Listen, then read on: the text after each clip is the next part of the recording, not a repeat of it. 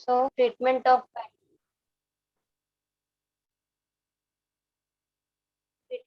bad debt, provision for doubtful debt in revaluation. देखो, language में जरा सा डिफरेंस आता है जिसकी वजह से क्वेश्चन गलत हो जाता है। तो इसके लिए मैंने अभी जो रेडी कर रखे हैं वो 11 केस कर रखे हैं। अभी कैमरा में नोटबुक की तरफ मूव कर दूंगी, समझ में आ जाएगा कि कैसे लैंग्वेज से डिफरेंस आएगा। फिलहाल मैं रिवैल्यूएशन अकाउंट में आपको बता रही हूँ। सबसे लास्ट में जब ये सारे केसेस हो जाएंगे तो मैं उसकी जर्नल एंट्रीज बता दूँ कि जर्नल एंट्री में आप किस तरीके से इसको करेंगे। फिलहाल मैं ट्रीटमेंट बता रही हूँ कि रिवैल्यूएशन अकाउंट में किस पर्टिकुलर केस का क्या इम्पैक्ट होगा। देखो, केस जो होंगे वो बेसिकली क्या होंगे कि प्रोविजन गिवन है, कई बार प्रोविजन गिवन नहीं है, सिर्फ बेड डेट गिवन है, कई बार बेड डेट ज्यादा है, कई बार प्रोविजन ज्यादा है, या दोनों चीजें इक्वल है, कब रिवैल्यूएशन से लेंगे कब नहीं लेंगे। तो वो डिफरेंट डिफरेंट सिचुएशंस हैं जो क्वेश्चंस में से ही मैंने फाइंड आउट किया है। एज पर माय ओपिनियन ये सारे केस करने के बाद बेड डेट का कुछ भी ऐसा नहीं होगा जो आपको समझ में नहीं आएगा। ठीक है, तो फर्स्ट केस जो यहाँ पर है उसके तरफ मूव करती हूँ मैं।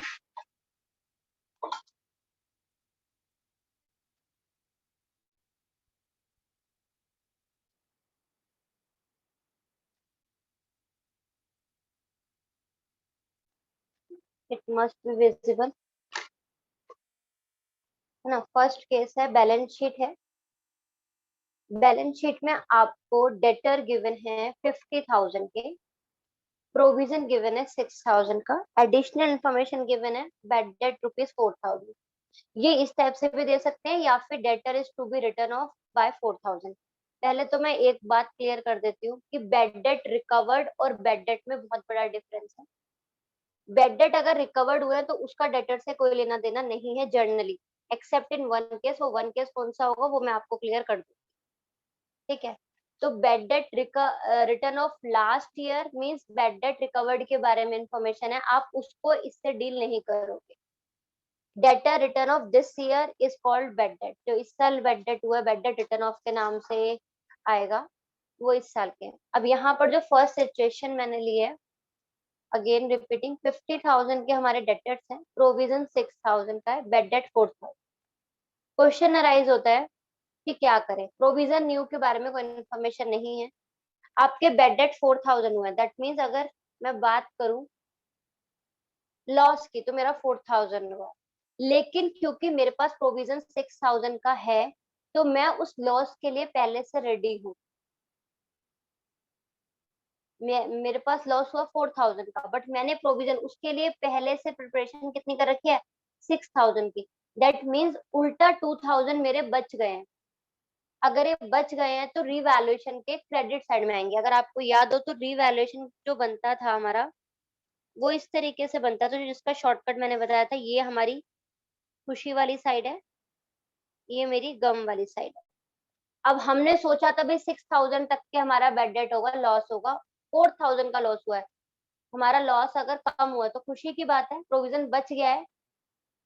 अगर प्रोविजन बच गया है तो किस साइड आएगा, रिवैल्यूएशन के क्रेडिट साइड में। यहाँ पर आ जाएगा by provision for doubtful date 2,000। Simple case था फर्स्ट केस आपका। सेकंड केस है, आपका डेटर दे रखा है 50,000 का, डेटर है 50,000 का, प्रोविजन है 6,000 अगेन, हमारे बेड डेट हुआ 10,000। अगर मेरे बेड डेट 10,000 के हुए हैं जबकि मैंने प्रिपरेशन कितनी कर रखी थी, सिर्फ 6,000 की, दैट मीन्स मुझे 4,000 रुपीज अपने पास से और पे करने पड़ेंगे एक्स्ट्रा। प्रोविजन तो बनाना है कि नहीं, कुछ बात ही नहीं करी है।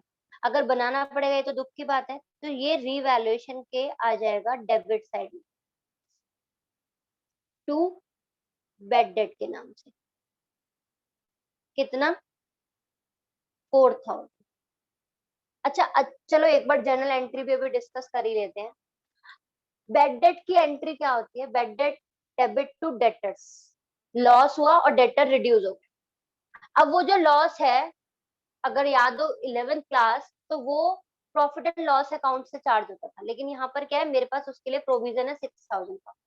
तो बेड डेट को मैं राइट ऑफ करूंगी, अगर मैंने प्रिपरेशन कर रखी है तो प्रोविजन में से, और अगर प्रोविजन इनफ नहीं है तो मैं कहां से आ जाऊंगी, रिवैल्यूएशन से आ जाऊंगी। इस सिचुएशन में क्या हुआ होगा, फर्स्ट एंट्री आपने बनाई होगी bad debt debit to debtors. ये एंट्री तो हमेशा बनेगी ना जब भी बैड डेट होंगे। अब क्वेश्चन ये अराइज होता है कि ये बैड डेट है, ये हमारा एक एक्सपेंस है, ये किससे चार्ज करें। अगर मेरे पास प्रोविजन है तो मैं प्रोविजन से चार्ज कर लूंगी, और अगर प्रोविजन नहीं है तो रिवैल्यूएशन से। तो मैंने क्या किया, प्रोविजन से चार्ज कर दिया 6000, प्रोविजन खत्म कर दिया, मेरे पास था। रिवैल्यूएशन डेबिट कर दिया, बाकी किससे ले लिया, रिवैल्यूएशन से ले लिया, और आ गया हमारा टू बैड डेट 10,000। ये क्लियर हो गया होगा आपको कि मैंने क्यों किया ये, क्योंकि मेरे पास बेड डेट मेरा लॉस 10,000 का हुआ है, लेकिन मैंने तैयारी कितनी कर रखी थी, सिर्फ 6,000 की। मैंने जो मनी बैंक जो गुल्लक बना रखी थी वो 6,000 की बना रखी थी। So 4,000 I have to take from revaluation account. और इस ऊपर वाली सिचुएशन में क्या हुआ था भाई, ऊपर वाले में मैंने गुल्लक 6 की बना रखी थी, जबकि लॉस हुआ 4 का। 2,000 की जो मेरी गुल्लक बच गई, तो भाई वो भी रिवैल्यूएशन में खुशी की बात, वो रिवैल्यूएशन में गई। यहाँ पर इन दोनों सिचुएशन में कहीं मैंने न्यू प्रोविजन की बात नहीं करी। एक गुल्लक तोड़ने के बाद जरूरी थोड़ा है कि गुल्लक बनाओ, इन्होंने नहीं बनाई। अब सिचुएशन ऐसी आएंगी जब ये कहेंगे कि बेड डेट इतना और प्रोविजन भी बनाओ, नई गुल्लक भी बनाओ, पहले में से तो जो ले रहे हो ले रहे हो। चलो नेक्स्ट केस पे आते हैं। चलिए अब देखिए क्वेश्चन का थोड़ा सा पॉइंट इंक्रीज हो गए हैं।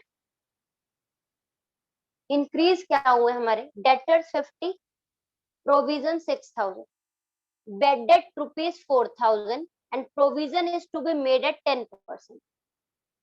अब ये जो सिचुएशन है, बच्चों को ये समझ में नहीं आता कि प्रोविजन किस अमाउंट पे बनना चाहिए, ये जो प्रोविजन पहले दे रखा है इसका क्या करना है।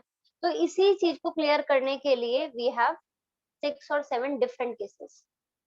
Look, bed debt is rupees 4,000 and we have already prepared for 6,000।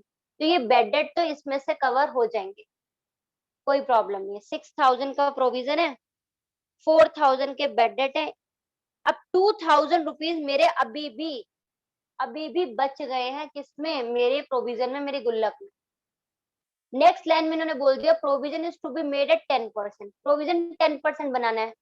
Question arise होता है, बेटा प्रोविजन किस पे बनाऊं, मैं 50,000 पे बनाऊं, 44 पर बनाऊं, या किसी और अमाउंट पे। तो मुझे एक बात बताइए, प्रोविजन हम बना रहे हैं डेटर्स के लिए, जब मेरे 4,000 के बेड डेट हो गए, वो मेरे डेटर रहे ही नहीं, तो क्या इसके लिए प्रोविजन बनाने की जरूरत है, नहीं है।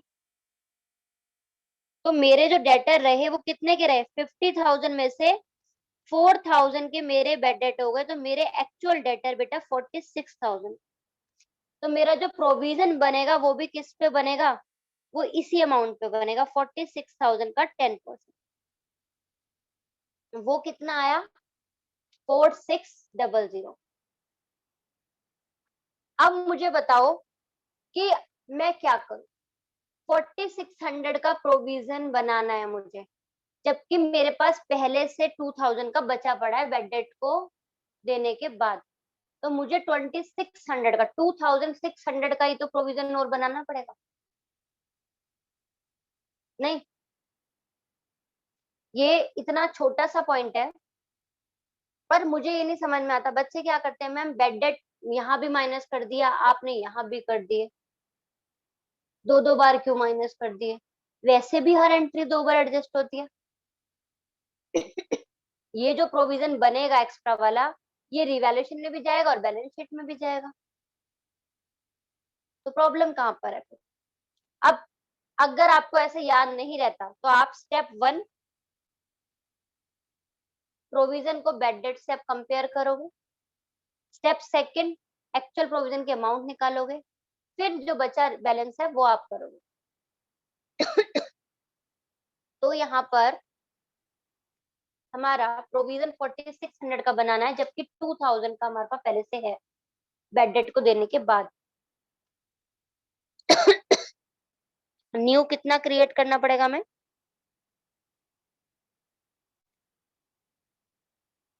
2600।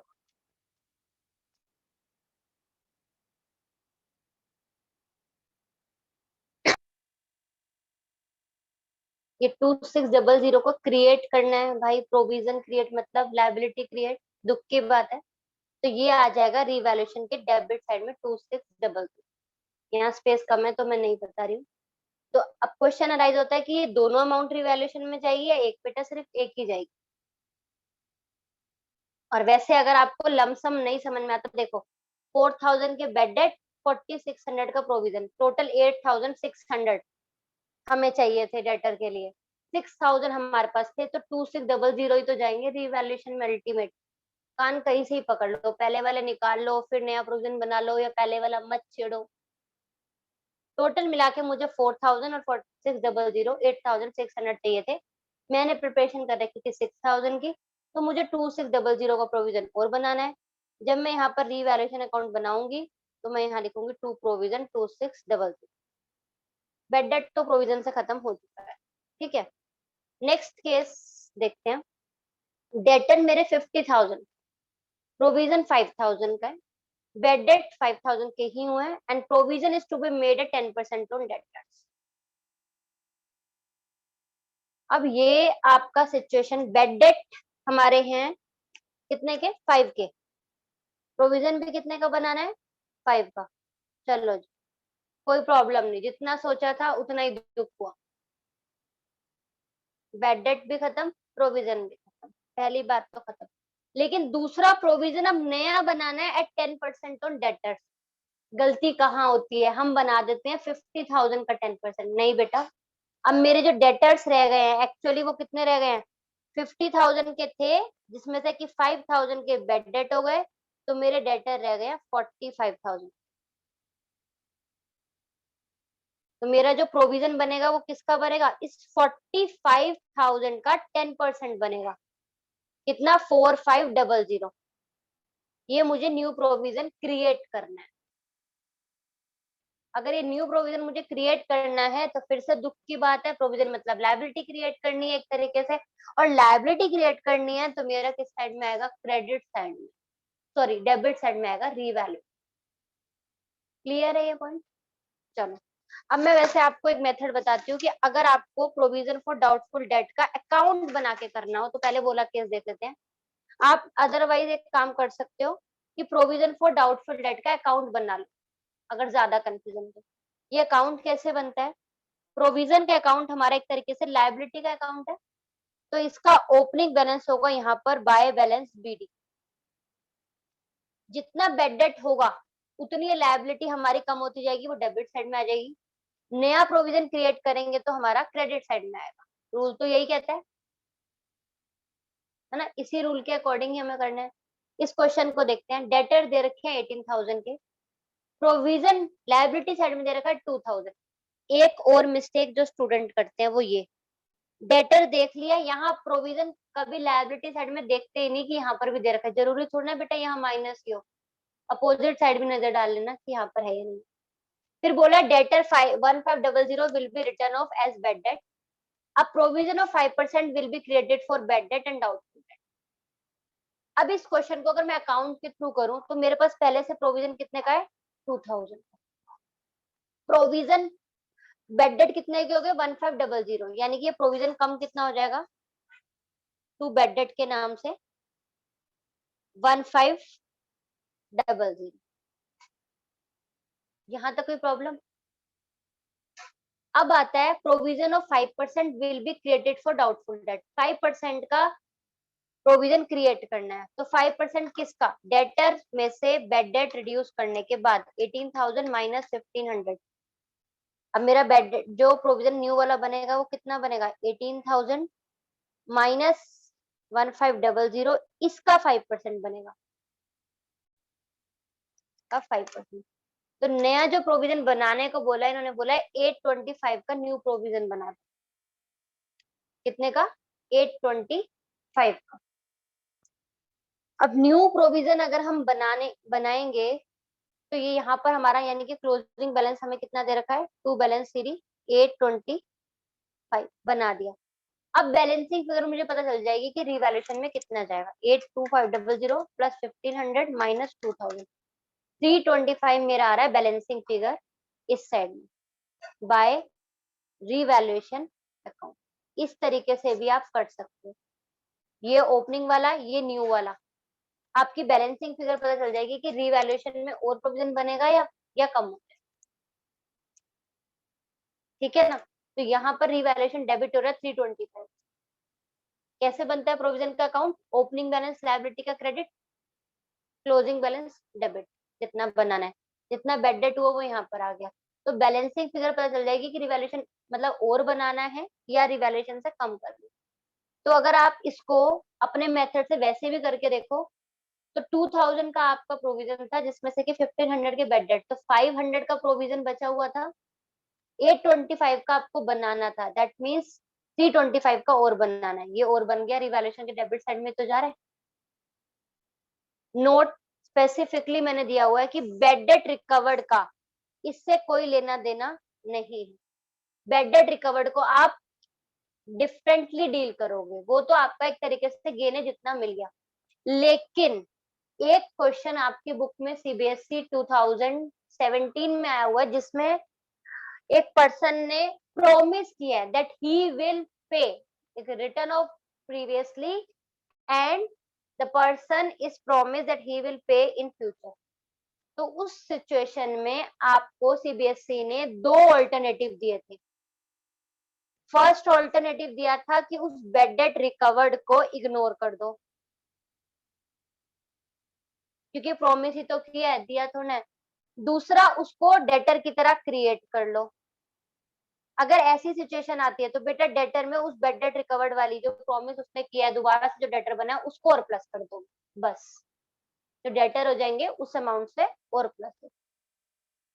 समझ आ रहा है कि क्या चल रहा है? देखो, लैंग्वेज ही है जो थोड़ी थोड़ी सी चेंज है। अब ये मैंने अकाउंट बना के अब दोबारा से अपने केसेस पे आ जाते हैं जहां पर हम थे। आपको तो धीरे धीरे ऑफ करके देखना पड़ेगा ये। अब सिचुएशन मैंने ली है ये सेम परसेंटेज वाली। बेसिकली रिटायरमेंट के क्वेश्चन में ऐसी एडजस्टमेंट है, या फिर आ तो किसी में भी सकती है, बोला तो है नहीं सीबीएसई ने कि रिटायरमेंट में ही देंगे हम। डेटर 50 है, प्रोविजन 5000 है, बेड डेट 6000 हो गया। Provision is to be made at the same percent as before. Same amount नहीं बोला है, सेम परसेंट बोला है, परसेंटेज कहीं गिवन नहीं है। इस सिचुएशन में आप क्या करोगे? प्रोविजन की परसेंटेज निकाल लो कितनी है। इस क्वेश्चन में डायरेक्ट नजर आ रहा है 5000 है 50,000 पर इंटू 100, दैट मीन्स हमने 10% का प्रोविजन बनाया। ठीक है, अब कितने का बनाना है? अब जब भी बनाना है 10% का। देखो, बेड डेट हुआ मेरे 6000, प्रोविजन था 5000 का, दैट मीन्स 1000 के बेड डेट मुझे रीवैल्यूएशन से चार्ज करने पड़ेंगे।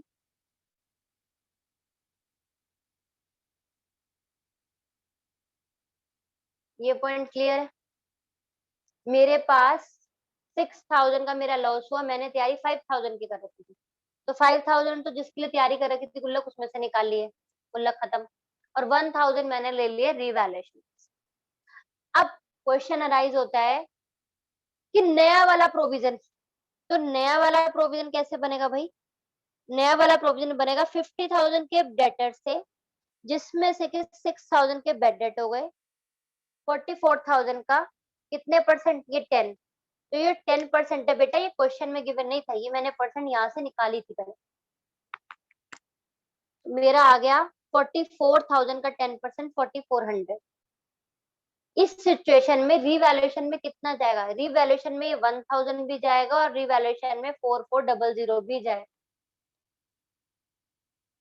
दोनों ही चीजें रीवैल्यूएशन में जाएंगी। क्यों जाएगी? अगर आप अल्टीमेट देखो, वैसे मैंने आपको लमसम पहले भी सिखाया, 4400 ये चाहिए थे, 6000 मुझे ये चाहिए थे, टोटल कितने चाहिए थे बेटा? 10,400।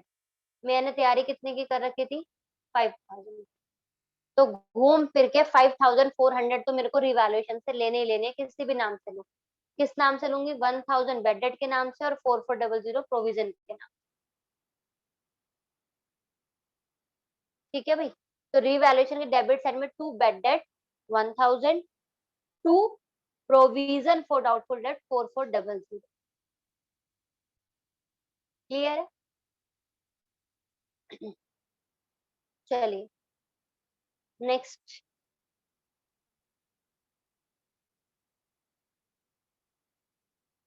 इसी सिचुएशन, इसी केस को मैंने आगे थोड़ा सा चेंज कर दिया। मैंने बोला अगर बेड डेट इसमें 2000 हो जाए और प्रोविजन सेम रेट से ही बनाना है तो क्या चेंजेस इस क्वेश्चन में आएंगे।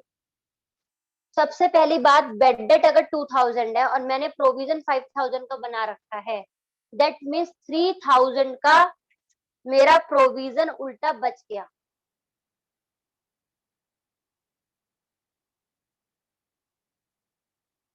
First point clear. आपको मैंने बोला कि बेड डेट कितना बनाना है, 2000 का। मेरे पास पहले से प्रोविजन कितने का था, 5 का, तो 3000 का प्रोविजन मेरे पास बचा हुआ है। फिर प्रोविजन जो न्यू क्रिएट करना है, न्यू के लिए इन्होंने जो बोला उस लैंग्वेज को पढ़ लेते हैं। न्यू इन्होंने 50,000 के हमारे डेटर्स हैं, जिसमें से कि 2000 का बेड डेट हो गया, तो 48,000 का मेरा क्या हो गया, 48,000 का मेरा डेटर का बैलेंस रहा। इस पे सेम परसेंटेज लगानी है, तो प्रोविजन मुझे कितना क्रिएट करना है, 48,000 का 10%। फिर से 10% कौन सी है, जो मैंने अभी निकाली थी, क्योंकि सेम रेट बोला था। सेम रेट बोल दे, सेम परसेंट बोल दे, उसका मतलब है कि पहले आप परसेंटेज निकाल लो। तो अब जो मेरा प्रोविजन आ रहा है वो आ रहा है 4800 का, 4800 का, जो मुझे क्रिएट करना है, जबकि मेरे पास 3000 का बैलेंस पहले से है। तो मुझे एक्चुअल क्रिएट कितना करना पड़ेगा, मुझे एक्चुअल क्रिएट करना पड़ेगा 1800। तो रीवैल्यूएशन में सिर्फ और सिर्फ टू प्रोविजन के नाम से जाएगा 1800। चलो आपको फिर से दोबारा से आपको आपके सेटिस्फेक्शन के लिए बता देते हैं। टोटल अमाउंट कितनी चाहिए थी, 2000 इस बेडेड के और 4800 प्रोविजन के, 6800 चाहिए थी। 5000 मेरे पास थी, तो बस 1800 ही तो रिवैल्यूएशन में जाएगी, कैसे भी जाए। यू कैन वेरीफाइड, जरूरी नहीं घुमा फिरा के ही करो। वैसे देख लो ना, बेडेड 2000 के, प्रोविजन 4800 का, 6800 मुझे अमाउंट चाहिए। 5000 ऑलरेडी अवेलेबल है, तो कितना मुझे और चाहिए, 1800 प्रोविजन से चाहिए। बेटा ऐसा भी हो सकता है, देखती हूँ मैंने केस लिया है कि नहीं, कि उल्टा मेरा प्रोविजन बच जाए, नया जो क्रिएट करना है वो इससे कम आ जाए, तो आपका वो रीवैल्यूएशन में खुशी वाली साइड, प्रोविजन कम करने वाली साइड में आ जाए। क्लियर है ये कौन सा था, जहां पर सेम परसेंटेज या फिर सेम रेट बोला है कि सेम रेट से प्रोविजन बनाना है। सेम रेट मतलब, तो आप पहले रेट निकालोगे तभी तो प्रोविजन बना पाओगे। चलिए नेक्स्ट चलते हैं। नेक्स्ट आता है, आपके डेटर्स हैं 1 लाख के, प्रोविजन है 10,000। मैंने बहुत सिंपल सा केस लिया, बोला provision is to be reduce by 2000। एक क्वेश्चन बड़े प्यार से आपको कह रहा है रिड्यूस बाय। अभी रिड्यूस टू और रिड्यूस बाय में क्या डिफरेंस है पहले समझ लेते हैं। तो इसका डिफरेंस वही है जो हिंदी में हमें समझ में आता है। इतने से रिड्यूस करना है, मतलब सिर्फ 2000 रुपए, 2000 ही आपको कम करना है। अगर ये होता रिड्यूस टू 2000, दैट मीन्स आपको कम करके 2000 तक लाना है। There is a difference between the language reduce to and reduce by. If it is given reduce by, that means the decrease is only of 2000. If it is given reduce to 2000, that means new value is 2000, so difference will be reduction. यहाँ पर clearly बड़े प्यार से question ने बोल दिया कि आपको अपना दिमाग नहीं लगाना, आपको 2000 से वैल्यू को रिड्यूस कर देना है। चलो जी, प्रोविजन अगर 2000 से रिड्यूस करना है हमारे लिए तो अच्छी बात है, खुशी की बात है। लो जी कर दिया। लायबिलिटी कम हुई तो हमारे लिए खुशी की बात है, ये लो 2000 रिवैल्यूएशन में चला गया, कोई प्रॉब्लम नहीं है। अब ये क्वेश्चन पे आते हैं, ये भी छोटा सा ही पॉइंट है वैसे तो।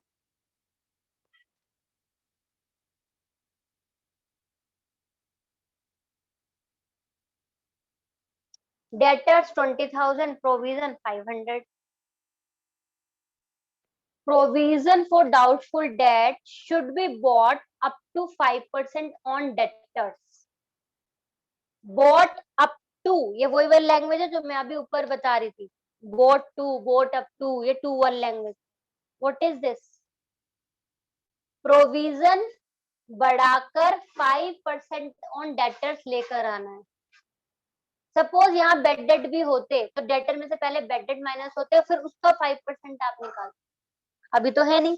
तो डेटर 20,000 है, इसका 5% कितना आ जाएगा?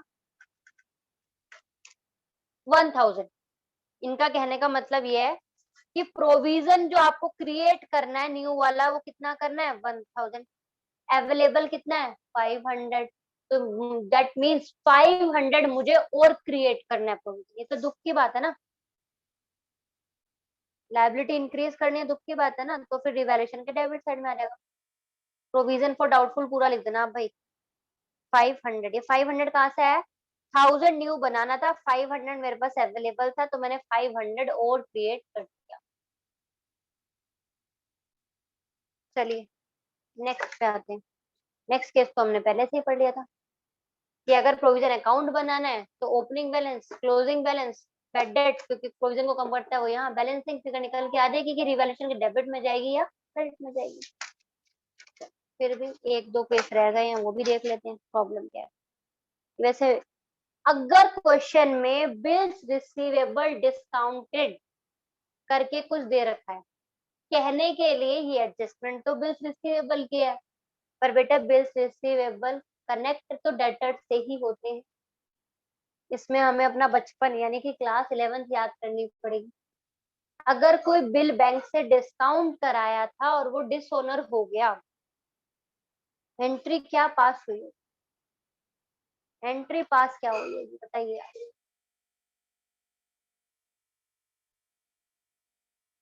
एंट्री पास हुई होगी, मेरे डेटर दोबारा से डेटर बन गए होंगे। डेटर्स डेबिट टू बैंक, मतलब मेरी एक एसेट रिड्यूस हो गई होगी और एक एसेट इंक्रीज हो गई होगी भाई। तो रिवैल्यूएशन पे तो कोई इम्पैक्ट नहीं आना चाहिए, और इसका आता भी नहीं है। लेकिन मेरे बेटा अगर इसी क्वेश्चन में बैड डेट और प्रोविजन की एंट्री हुई तो उस पे इम्पैक्ट आएगा, क्योंकि अगर बिल डिस्काउंटेड डिसओनर हुए हैं, डेटर क्रिएट हो गए, तो आपके प्रीवियस डेटर्स में आपके ये वाले डेटर ऐड हो जाएंगे, फिर उसके ऊपर बेस्ड होकर आपका एक नया डेटर क्रिएट होगा। तो इसका मतलब ये था कि डेटर इंक्रीज हो जाएंगे। तो ये किस लिए बताया मैंने आपको? ये इसलिए बताया कि सपोज एक एडजस्टमेंट दे रखी है, bad debt rupees, bad debt 5,000। Second adjustment दे रखी है, provision is to be made at 10%। Third adjustment में ये बिल्स रिसीवेबल वाले दे रखी है। नॉर्मली हम बच्चे, प्यारे प्यारे बच्चे क्या करते हैं, यहाँ से फर्स्ट स्टार्ट करते हैं, रिवैल्यूएशन में पुट करना स्टार्ट कर देते हैं। हम क्या करेंगे, बेड डेट 5,000 लिख देंगे रिवैल्यूएशन में अगर होगा तो, फिर प्रोविजन जो पुराने वाला डेटर है उसमें से बेड डेट माइनस करके उस पर बना देंगे, फिर ये थर्ड लाइन पढ़ेंगे, इसको सिर्फ बैलेंस शीट में डील करते हैं। बट होना क्या चाहिए था, ये जो थर्ड लाइन है ये होनी चाहिए स्टेप 1। जब ये डिसओनर बिल डिस्काउंटेड डिसओनर हुए तो पहले हमारे डेटर इंक्रीज होंगे, अब हमारी डेटर की अमाउंट बढ़ जाएगी उतने से, फिर उसमें से बेड डेट माइनस होंगे, फिर उसके अकॉर्डिंग उस पर 10% जो भी होगा वो आपका निकल जाएगा प्रोविजन के लिए। CBSE board class, board exam cancel, और आपकी ये क्लास भी होने वाली है खत्म। चलो समझ में आ गया होगा। नए बच्चे देख लो, पुरानों के लिए कुछ नहीं है अभी। फर्स्ट स्टेप, आप डेटर को इंक्रीज करोगे। सेकंड स्टेप, आप बेड डेट चार्ज करोगे। थर्ड स्टेप, उसी के अकॉर्डिंग आप प्रोविजन निकालोगे। इसको इग्नोर नहीं करो। अगर ये प्रोविजन वाला पॉइंट नहीं होता तो हमारे पे कोई इम्पैक्ट नहीं पड़ता, क्योंकि डेटर हम इंक्रीज कर देते बैलेंस शीट में और बैंक बैलेंस रिड्यूस कर देते। क्योंकि ये प्रोविजन वाला पॉइंट है तो अल्टीमेटली प्रोविजन क्योंकि डेटर्स पर ही कैलकुलेट होता है, तो ये अफेक्ट करेगा रिवैल्यूएशन को, और रिवैल्यूएशन को अफेक्ट करने का मतलब आपके मार्क्स को। रिवैल्यूएशन गलत तो पार्टनर्स कैपिटल गलत, वो गलत तो बैलेंस शीट गलत, और फिर दुख। तो इससे पहले हम ध्यान रखते हैं कि अगर कोई इस टाइप की एडजस्टमेंट है तो हम उसको पहले डील करेंगे, फिर हम बेड डेट और प्रोविजन करेंगे।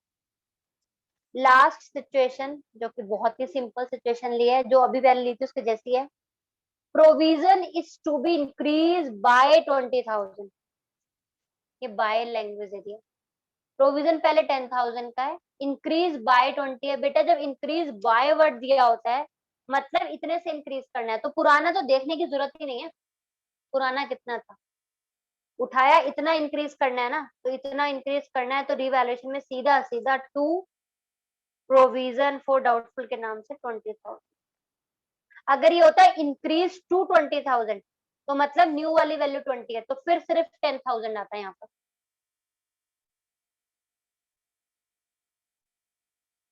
It must be clear to you. सारे केसेस हो गए हैं जितने भी इसमें प्रोविजन में बेड प्रोविजन के हो सकते थे। और अगर मैं बात करूँ जर्नल एंट्री की, छोटी छोटी सी जर्नल एंट्री है, देख लो। बेड डेट की एंट्री क्या होती है हमारी? बेड डेट डेबिट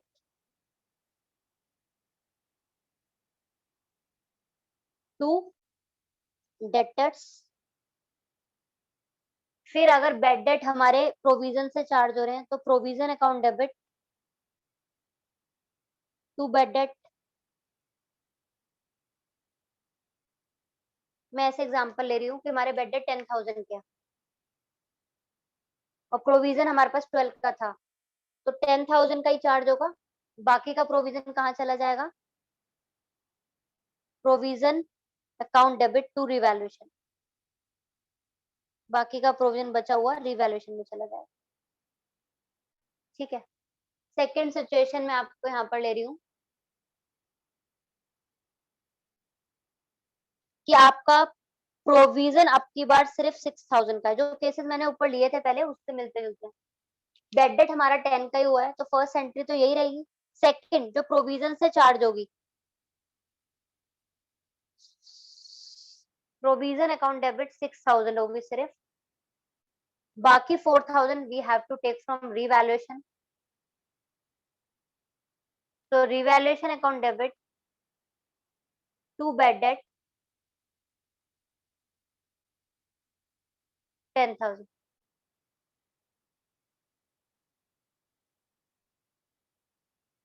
ठीक है। ओह, क्योंकि यहाँ पर रिवैल्यूएशन मतलब बेड डेट जो थे हमारे पास वो एग्जिस्टिंग प्रोविजन से ज्यादा थे, तो मुझे रिवैल्यूएशन से लेना। अब मैं तो एक मिक्स क्वेश्चन ले रही हूँ। अगर प्रोविजन और क्रिएट करना है, सपोज कि प्रोविजन क्रिएट करने की भी एंट्री है, तो बेटा जब प्रोविजन क्रिएट होता है तो revaluation account debit to provision for doubtful debt. क्योंकि प्रोविजन हमारी लायबिलिटी है तो ऑब्वियसली क्रेडिट होगी, रिवैल्यूएशन डेबिट होगा। और अगर मेरा प्रोविजन बच जाता है इन केस बेड डेट कम हुए कैसे, तो वो एंट्री में पहले ही बता चुकी हूँ। प्रोविजन डेबिट, क्योंकि लायबिलिटी कम होगी तो डेबिट हो जाएगा। Provision debit to revalue.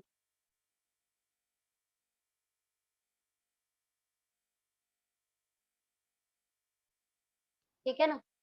तो अल्टीमेटली हमारा यही होने वाला है। इसके अलावा तो कोई एंट्री इसमें आएगी नहीं। इसके अकॉर्डिंग ही आपकी बैलेंस शीट और वो बन जाएगी। ठीक। ये हमारे डिफरेंट केसेस थे जो मेरे अकॉर्डिंग इसमें, इसके अलावा चेंज इन पीएसआर में, एडमिशन में, रिटायरमेंट में, डेथ में, किसी में भी इसके अलावा और केसेस नहीं होंगे। इवन मैंने एक केस अभी स्किप कर दिया है जिसमें डेटर्स गुड और बैड डेट दे रखा होगा, जो 11th क्लास में पढ़ा था, लेकिन वो ऐसी एडजस्टमेंट अभी तक डील नहीं हुई, तो इसीलिए मैंने नहीं करवाई है। अननेसेसरी कंफ्यूज हो तो मैंने नहीं करवाई। ठीक है, तो इसको आराम से रिवाइज कर सकते हो आप, स्क्रॉल कर करके बार बार। चले।